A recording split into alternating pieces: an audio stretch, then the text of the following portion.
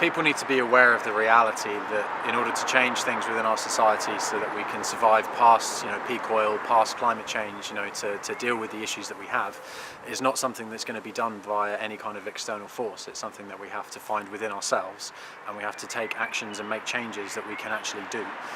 So that's what the Eco Open Homes does, is that it shows people that things can be done to homes like theirs within the same town that they live in, and that all it takes is just a small amount of action to make a big difference. Worthing Homes is a housing association with 3,500 properties across Worthing, Arran, Ada and some in Brighton. We're really happy to be involved in the Eco Trail this year, which is showing lots of local people what you can do in your home. This is the Relish project, which stands for Residents for Low Impact Sustainable Homes. We're really proud to be doing it. It's a demonstration flat to help people realise that there's a combination that's needed to be done between the fabric of the building and also your behaviour, your energy behaviour that needs to be changed. We've highlighted around the flat the main things that you can easily install in your own home. So low energy lighting, double glazing windows, making sure that they overhaul properly, they close properly so you don't get drafts coming through the gaps. Thermal linings on curtains, which add an extra barrier if you do get any drafts. We've developed something called a smart wire, which means that we can turn off all non-essential appliances and help people save costs on standby. But we're also looking at making people aware that there are costs to a standby. A lot of people just think having a television, a little red light doesn't cost them anything. But over the course of a year, actually, it works out about £80, £100 for most households. We have radiator reflector panels behind our radiators. Generally, they're the most beneficial on external walls, purely because the heat goes into the wall, the external wall, and then outside. But it can be beneficial on internal walls as well. It prevents the wall from heating up, absorbing the radiator that's pushed out the back of the radiator into the wall, and instead pushes the heat up and back into the room.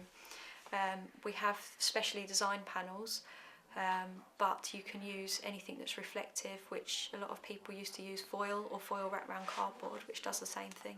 Got a hot water tank in the airing cupboard, which a lot of people use to dry their clothes in or just warm them up a little bit. What we've done is just put in a small vent to go from the airing cupboard into the next room, which allows the hot air that's being generated as a byproduct to come in through into the next room, and you can gain the benefit of that without any extra cost. We've got dual click taps, which means that you can click it once onto a slow flow or click it twice onto a fast flow.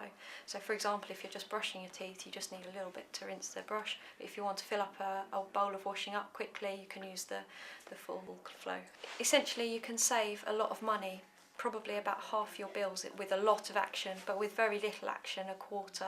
£300, £400 is easily savable by doing a tariff comparison, installing simple measures in your home like low energy lighting, making sure you've got adequate controls. If you can spend a little bit of money, I'd say get the right controls for your heating system. And just being aware, that's the biggest thing, being aware it's going to have a big impact on our future, and there's lots of advice and support out there to do that.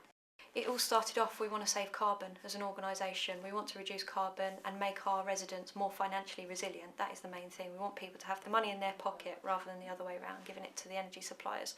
So we try to make it as easy as possible. We do understand that you don't want to come home from a day at work or whatever, feeling very ill, maybe, to be thinking about all your energy bills. So we try to make it as simple as we can.